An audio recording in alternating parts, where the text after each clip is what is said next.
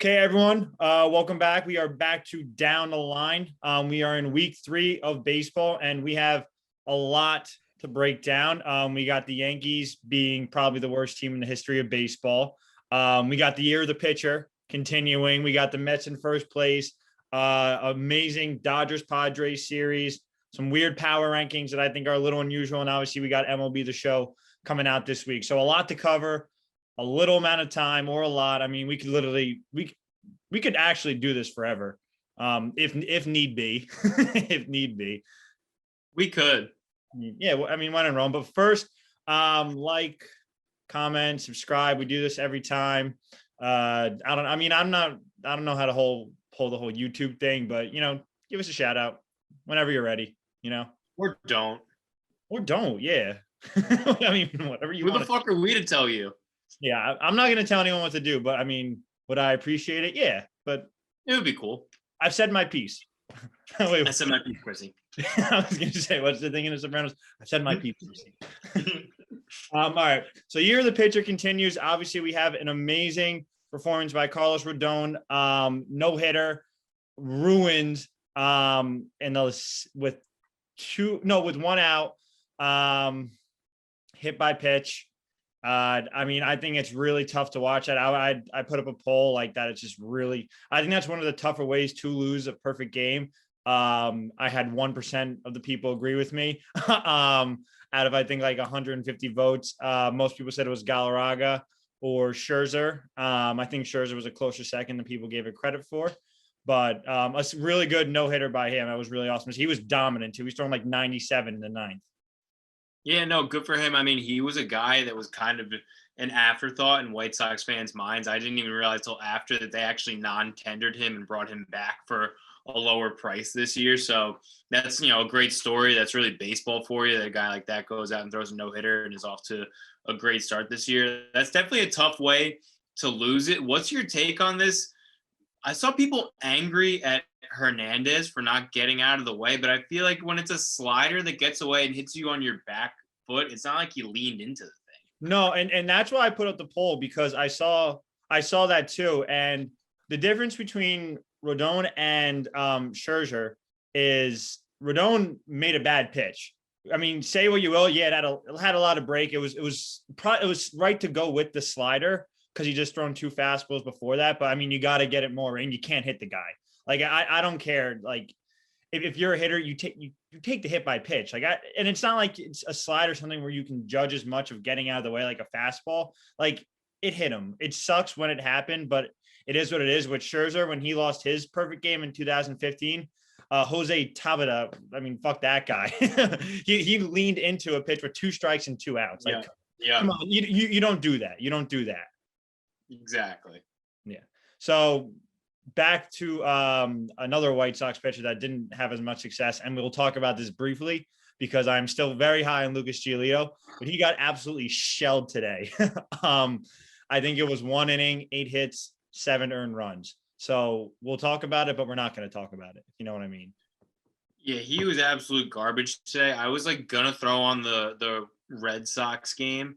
And before I even looked up, it was 6-1. I was like, all right, fuck this. Like, this is just like, you think Lucas Giolito, because we're in a position now where the Yankees need all the help they can get. And you would think Lucas Giolito on the mound would help us out a little bit. Did not at all.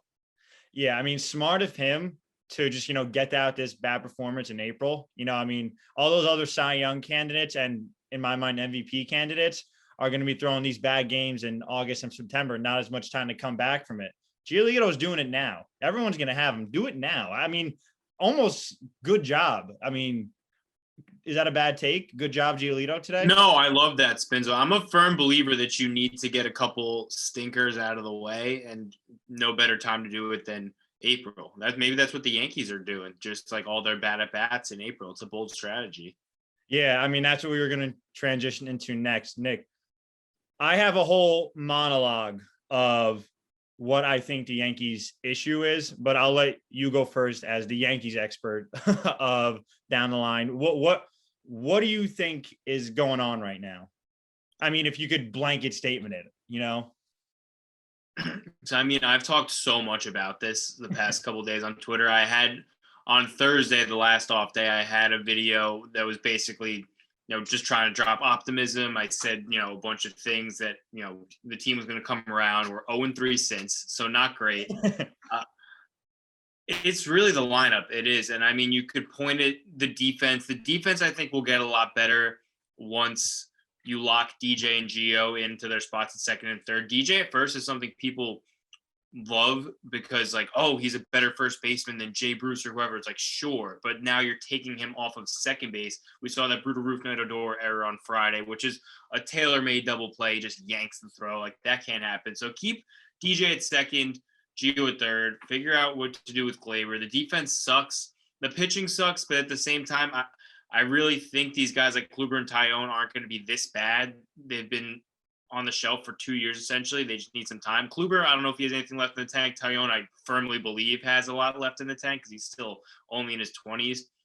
The lineup is concerning, man. And they're still going to score runs. They're still going to hit. I stand by what I said. I don't think Glaber's going to have a 600 OPS this year. I don't think Stan's going to hit 180. I don't think Hicks is going to hit 180. But, like, the fact that they're capable of just disappearing for this many games at a time is concerning. And it's not against elite pitching by any stretch. It's against, like, Michael Wacha, like Ryan Yarbrough. If you could draw up in a lab a guy that the Yankees lineup should want to hit, it's a soft tossing lefty, and they couldn't touch Ryan Yarbrough. So, like, that's concerning to me. I really do think it's a lot of it is mental. I know that there's like a sentiment going around, like I saw on MLB Network or on Twitter, where they're like, the league has figured out the Yankees. Major League Baseball teams aren't too stupid to realize that the Yankees have been home runner, strikeout, ready power hitters for the past 5 years now. Like, it's not like, oh, we just figured out the Yankees. Like, no, they've been the same group of hitters for the past 5 years.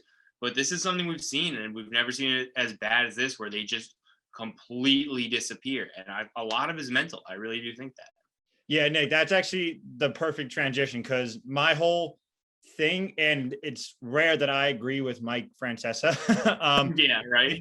He had a tweet today. He's like, this is a bigger problem. This runs deeper than like what we're seeing on the field right now. And I agree with him. And I was going through all the stats today, and I was kind of like, to a degree, what you just did, but you're more talking about everybody is the problem to a degree.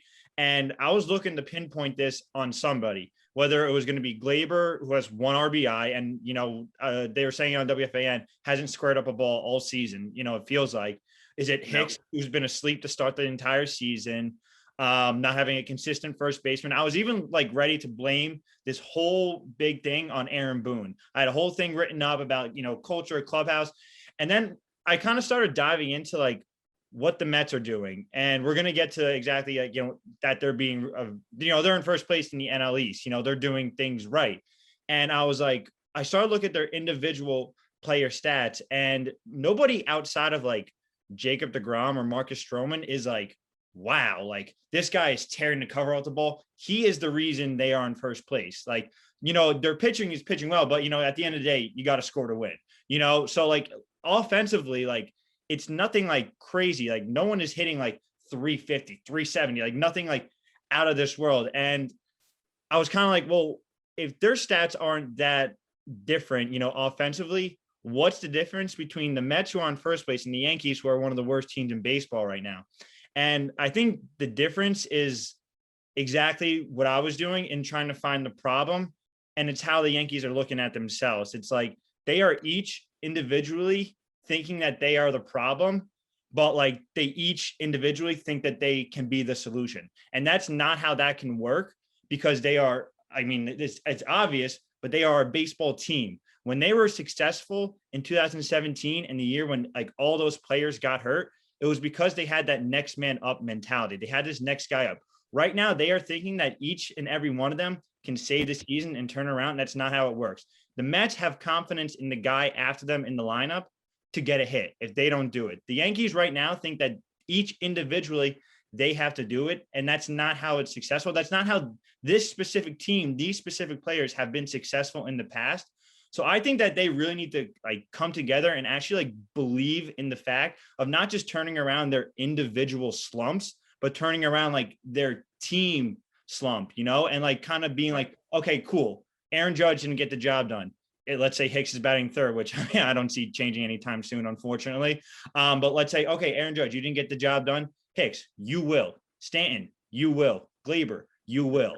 I feel like they don't have the confidence in the guy behind them right now. And that's kind of what's falling into the general issue. And it's why they're not fun to watch, because you're not watching the Yankees. You're watching just a bunch of guys just like in a batting order. You know what I mean? You're watching these individualized at bats, and you're not watching the Yankees be the offense that they can be. No, I agree. I've said my piece, Chrissy. Yeah. No, and you're completely right. And I think what it is these guys do need to trust in the players after them. Like, I see the narrative all the time. It's probably the most common narrative when it comes to the Yankees. They're home run or bust. That's all they can do. And yes, that's absolutely true. At the same time, you need home runs to win even in the postseason. How did they beat Justin Verlander, Shane Bieber, Blake Snell? By hitting the home run ball. You're not going to walk and single these guys to death. That being said, situationally, you need to know when it is or isn't the right time to swing for the fences. Like, look at yesterday, right? They were down 2-1. Gio Urshela hits a leadoff double. So in that situation, you don't need the home run there. It's the mindset should be, let's get this guy to third and get him in. We can have 2 productive outs. No one needs to get a hit. We can get this guy in. Clint Frazier and Odor, just soft ground balls on the infield. And DJ ends up getting him in with a 2-out hit. But we can't depend on that all the time. It can't be playing for the 2-out hit. You need to play small ball in the applicable situations. And I think a lot of it, too, is guys aren't ready to buy into the team necessarily, because these guys aren't set in their futures. Like, everyone thinks they need to be the hero. Like, besides DJ, who got the 6-year contract, and Gio, who has seemed to be able to play, freely and not really press. He's off to a pretty good start. Maybe he just knows he's in there regardless because his defense is so good at third base. But like, Glaber is pressing hard. He's very much in his head. I think that's obvious. I don't know if it's the move to shortstop. I don't know what it is. He's pressing hard. Gary has a ton of pressure on him. He's actually handled it very well thus far in 2021. I feel like that's affected him in the past. I agree. Aaron Judge is the face of the franchise, whatever you want to say about him or not, whether he's lived up to it the past couple of years. He has not, as much as I love Aaron Judge. But his next contract is fluctuating literally hundreds of millions of dollars of value, or at least $100 million worth of value based off of what he does these next 2 seasons. Stanton has the contract, hasn't proven himself to the fans. Same thing with Hicks. These guys are not secure in their futures with the team.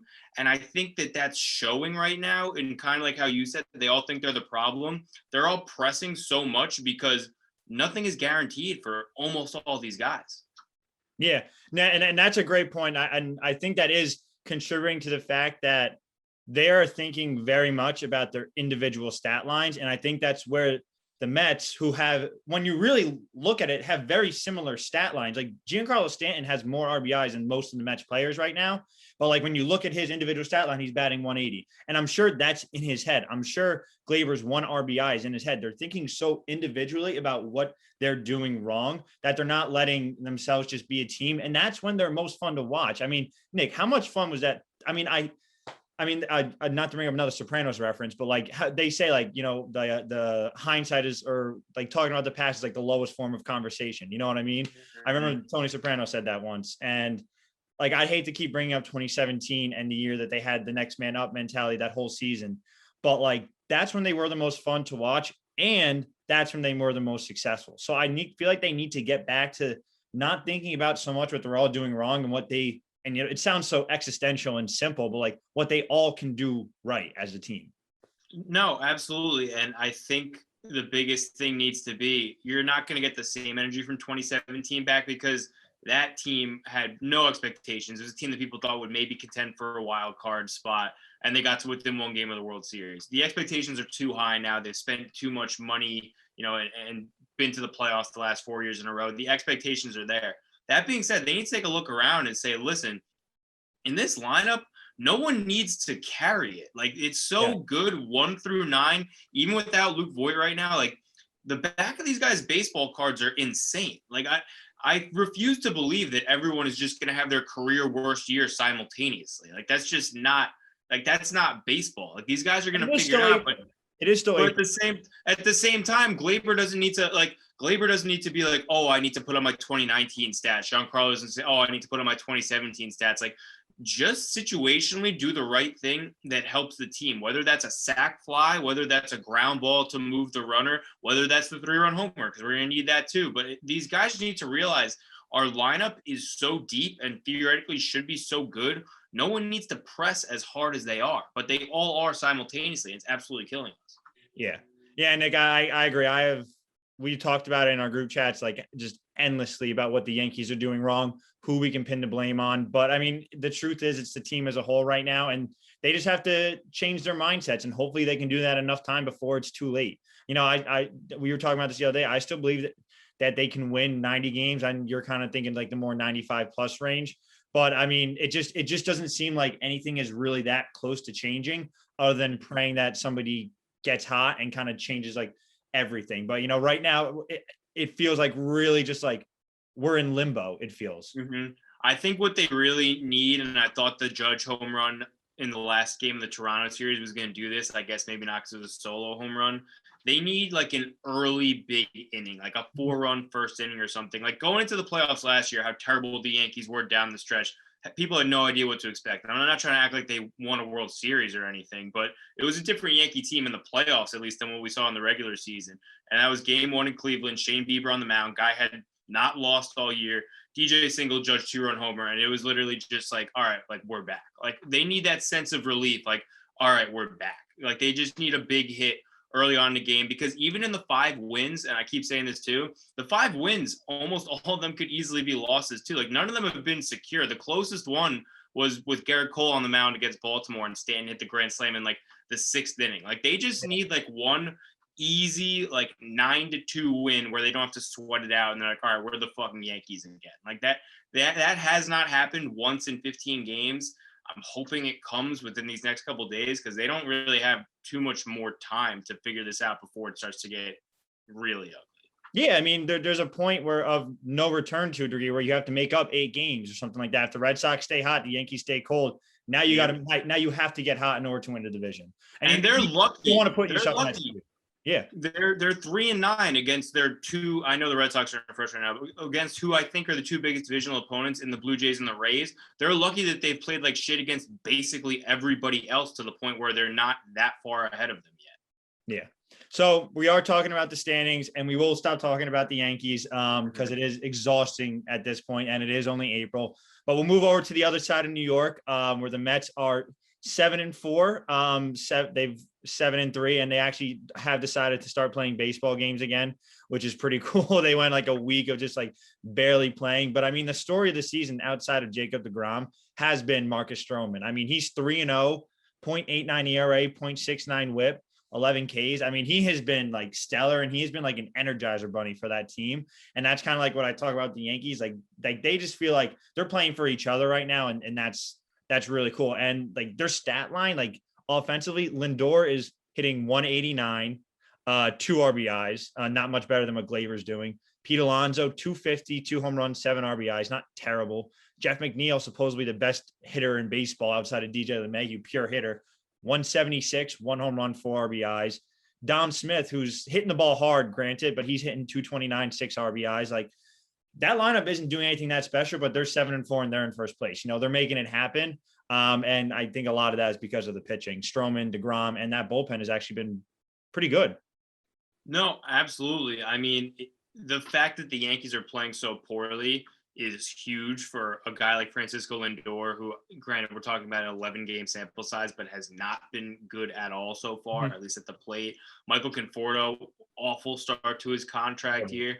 But you said it, listen, winning heals all. And when you have Jacob deGrom and you're actually able to give him a couple runs of support, and then Marcus Stroman, who's just been unbelievable. I mean, you won't find a bigger Marcus Stroman critic than I am. I'm not a fan of the guy. He has me blocked on Twitter along with half of the rest of the Yankees fan base. But he's been great. I mean, he's been talking the talk for God knows how long now. You know, he's one of the louder pitchers in the league besides Trevor Bauer. I don't know if anyone is into themselves more than Marcus Stroman is into himself. But if you're going to talk like that, you got to pitch like this. And to his credit, he's been unbelievable. And yeah, him and deGrom are for sure the reason that team is in first place. Yeah, I mean, Nick, we always talk about it, but like I'm excited to see the Mets be successful. You know, I do think that eventually the Braves are going to come back up. You know, they're really starting to get hot offensively. And I think they're going to kind of tilt it back over to their favor. But I mean, that division is looking like what we expect it to be. You know, a lot of times we see the Mets falter in the beginning of the season, just like the Yankees are doing right now. But I mean, they came out playing well. They've had a lot of adversity, a lot of canceled games, and you know they've faced it pretty well. And you know, and the offense is struggling. That'll most likely pick up. So I mean, the Mets look in like a really good spot right now. No, absolutely. I mean, the Braves have gotten off to a slow start. I think you're right, though. There's too much talent there for them to stay And down. you're I think seeing it too. You're seeing it now. outside of the Yankees, I think the Braves are the biggest surprise in how slow their start has been thus far. It looks like they're breaking out of it a little bit with the Sunday Night Baseball performance last night, which is not great considering they're coming to the Bronx tomorrow for a 2-game series. But you and I both said this going in. I think it's been a pretty common opinion that this is going to be a Mets Braves division race. And, you know, 10 games into the season, there's nothing that I've seen that would make me think otherwise. Yeah. So speaking of the other people, kind of bringing in to the whole NL, I'm working on my transitions. I don't know. I'm trying to think of how to bring it from one topic to the next, but you know, we're working on it. An amazing Dodgers Padres series. First game ended in 12 innings. Second game ended on a Mookie Betts diving catch that he had a 10% chance of catching, saved the game. And the last game was decided in the 8th inning. You know, game-winning hit, Tommy Pham kind of put them ahead. I think they wound up winning 5-2. But I mean, this was played like a playoff series, and I think that it showed that the Padres are like not going to like stick to being like the Dodgers like little brother. You know, I think that they think that like, hey, we're here to play too. We can just as much compete in this division. You know, even though everyone's like the Dodgers are light years ahead of all the other teams in baseball, Padres put up a pretty good fight this weekend. I'll say I got to tip the cap to them. Yeah, no, absolutely. I mean, I don't think anyone's arguing that the Dodgers are the best team in baseball. But that being said, I think the Padres are probably the second best team in baseball, especially, you know, early on in the season. I think they've shown that. And it is going to be interesting to see. I mean, for as long as the Dodgers have been good, they really haven't had a legitimate division rival. I mean, you got to go back to like midway through the 2010s, like the end of that, you know, that Giants dynasty. But the Padres are legit, man. I mean, these games are going to be a dogfight all year. I'm pumped that there's 16 more of them. And I mean, you just look at those pitching staffs any given night, however you plug it, the pitching matchup is worth the price of admission. Like they have David Price, as much as I loved making fun of David Price when the Yankees would hammer him, coming out of the bullpen. Like the guy's a multiple-time Cy Young Award winner. That's ridiculous. And then you look at the Padres, Joe Musgrove was their 5 starter. He just threw a no-hitter. The depth on both of these teams is just ridiculous. So it's baseball's best rivalry right now, and it's not even close. Yeah, I'm excited. I kind of caught the end of the games on MLB Network, which by the way has been fantastic this season. It's my first season like fully watching and fully happening because I've had shitty Hulu in the past. This is a negative Hulu ad. Fuck Hulu. Hashtag not an ad. And MLB Network's been awesome, but I caught the end of the games and I am very much looking forward to the next time that like we can watch that again, because it is going to be like much watched baseball. And did you actually see the ratings for baseball has been like the best they've been in like 20 years or something like that? Like I know the first 20 games. Yeah, that's I mean baseball's winning. Baseball's back on top. I wonder what it is. What about baseball? There's like, do you think it's like that people feel like they've been missing it? Because I think a good amount of people honestly didn't watch or watched a lot less with the 60-game season last year with no fans. Because I was excited to get it at the time, but like looking back at highlights, like it definitely felt a little bit fugazi, just like having such a short season, having no fans. But I mean, it's good to have baseball back, but I'm shocked that it's been doing that well ratings wise already. Yeah, like the best it's been in literally decades. I think it is a combination of not getting it for a while. I think it's also the fact that people are so out on the NBA. And kind of just sick of talking about like the NFL and like kind of like we're in like that grace period right now where like the draft is a little too far away to be like all in on it.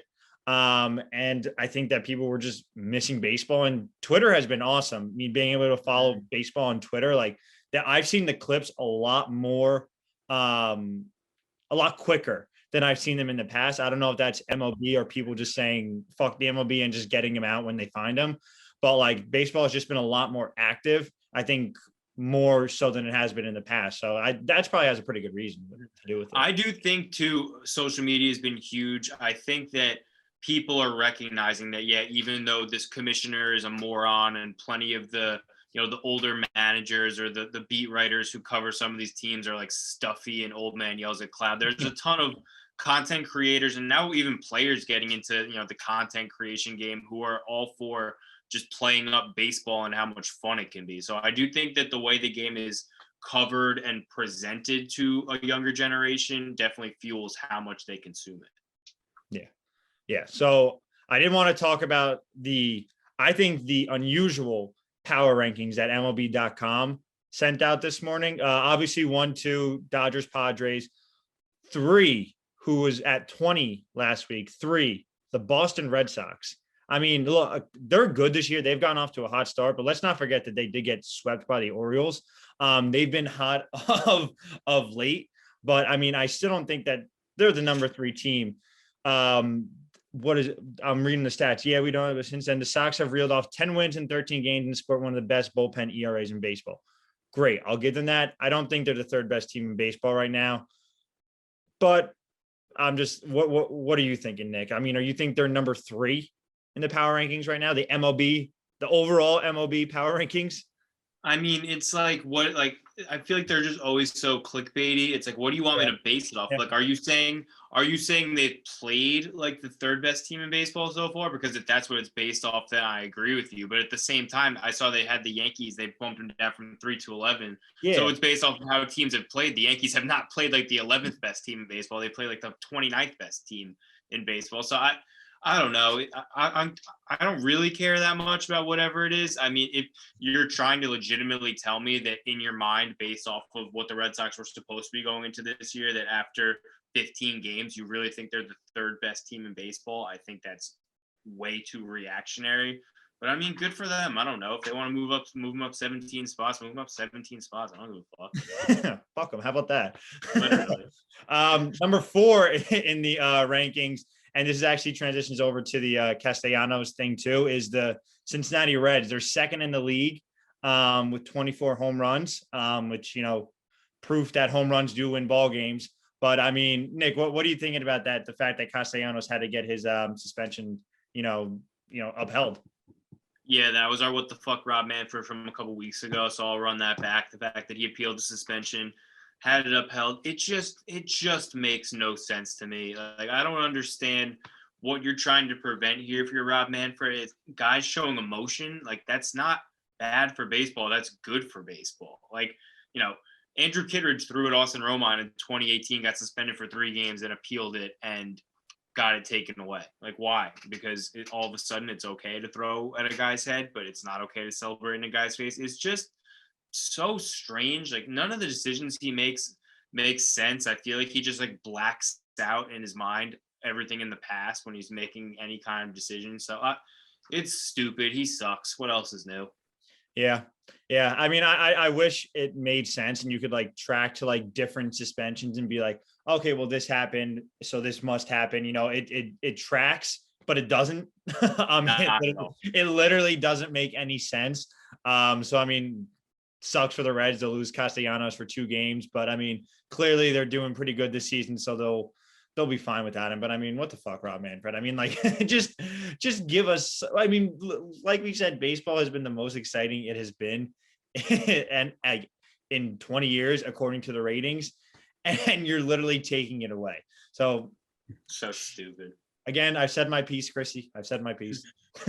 But 5th in the power ranks, and we'll just close out the top 5. I just want to mention this, that the Brewers are number 5. They've gone up 9 spots from 14 last week, and their starters have an MLB best 2.07 ERA. I mean, through 15 games, that's incredible. I mean, Corbin Burns has looked really good. Brandon Woodruff, I saw a stat today. He's the only pitcher left in baseball that has not pitched to a barrel. So literally nobody has barreled up Brandon Woodruff yet. So, I mean, those starters, that whole bullpen, I mean, that team just looks primed to kind of take over that NL Central race. I mean, they look really good right now overall. Yeah, I've been beating on the Woodruff is underrated drum for a little bit now, but I didn't realize how good Corbin Burns is. He's an absolute stud too. That team has some pitchers, man. Yeah, who would have thought? Yeah, so then final is the MLB The Show coming out. I think when we drop this, it'll be Tuesday, so it'll be officially out. Everyone's been playing with the pre-order. Build a stadium, really cool. We played it the other night at our friend's house. It is really cool. It is a little bit like Minecraft, so you will be frustrated building it, but you will have fun with the final product. And then obviously having all the updated rosters, and all the, updated features with it. I didn't open it yet. I don't because I pre-ordered the game, but I don't actually have it yet. The Jackie Robinson features look really, really cool. Getting all those legends. So I'm excited to play MLB The Show. They might make me get a PS5 for this, honestly. It's the only reason that I would. It's just playing it the other night. Gameplay feels even smoother from 20, and then creating a stadium is just like you could literally sit there you could just create stadiums and not even play any baseball. Like it's so like it's not like how in like MVP 05 or like any other sports game on like PS2 or PS3 that had create a stadium mode where you cycle through like a couple kinds of colors and different seats and bullshit. Like they literally give you a blank map or a template and you can just make the dimensions whatever you want, the fucking grass. It's down to like they have like ticket turnstiles, bathrooms. Like we didn't go that in detail with it, but like you could literally spend days. Like it's the most unbelievable thing that I've ever seen. It's so much fun, and yet it's just I don't know how it took us this long to get it back in our lives. Yeah, I was gonna say, I mean, the show really stepped up this year. I mean, the gameplay itself looks really cool from what I've seen. I obviously haven't gotten the chance to physically play it yet, but it looks like really good. It does look improved. It does look like actually like smoother and doesn't look you won't score one run a game anymore because it's like impossible to hit. But in terms of the creative stadium, I mean, that's a feature that it's like that'll turn your head. Like you said, it makes me want to consider buying a PS5. I decided against it because it is still a ridiculous amount of money. I mean, I'm only a kid here, but I mean, it's worth it. It's worth it. If I really felt like committing to it, that's what would make me do it. Is MLB The Show's create a stadium. We just got to get sponsored. That's it. Can't be too hard. Just give me a PS5 and I'll play. I'll give you all the stadiums in the world. I'll give you polo. We'll create stadiums. Yeah, I'll give you 100 feet to left field and 700 to center. Just give me a PS5. And then give me a PS5. I will quit my job and work 9 to 5 every day, just creating stadiums. I won't do that. Okay. All right. I tried. All right.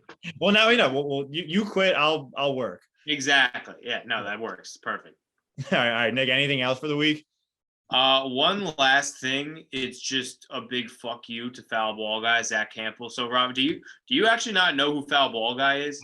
Oh wait, Zach Campbell. I thought he's the guy that catches all the home runs. Is that him? So he's foul ball guy. He catches foul balls. Oh, okay. I didn't know that was the same guy.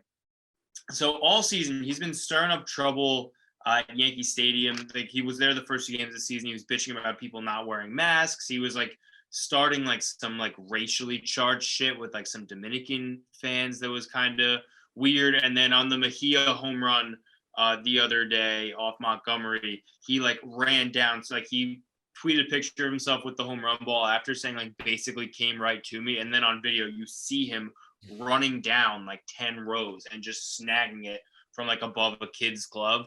So he's just the worst fucking dude ever. Like the fact that this guy steals balls from children is the most ridiculous thing. And then I just got pretty happy because tonight the Phillies game, they caught him on a video eating absolute shit going for a ball. I think he ended up getting the ball anyway, but he just wipes out, which is a hilarious clip. And ironically, he's not wearing a mask in the clip, which is what he's been complaining about for months on end on Twitter. So he's just like an absolute AIDS personality. So I enjoy seeing people who are assholes online fail in real life. Yeah, he does seem like a pretty bad guy. He seems like kind of the worst. I don't really know too much about him. I've definitely like heard of him. I know the name Zach Campbell from the fact that I think like he catches these home run balls and then like sells them for like a lot of money, right? Because like he always tries to be like in the right spot for like historic moments. Because I feel like I've seen him like sell a baseball for like a lot of money. I honestly don't have I don't even of it, but I remember that name. And listen, I could get over the whole foul ball guy thing. Like I guess like he's made a career out of it. Like I would just be like, come on, dude, it's a little weird. But the fact that your job is to steal baseballs from children and then you're also a total asshole online. Like, no, dude, fuck you. Yeah. That's our I'm trying to think of a segment idea. That's our fuck foul ball guy segment of the week. we'll just go Hopefully straight that's the one.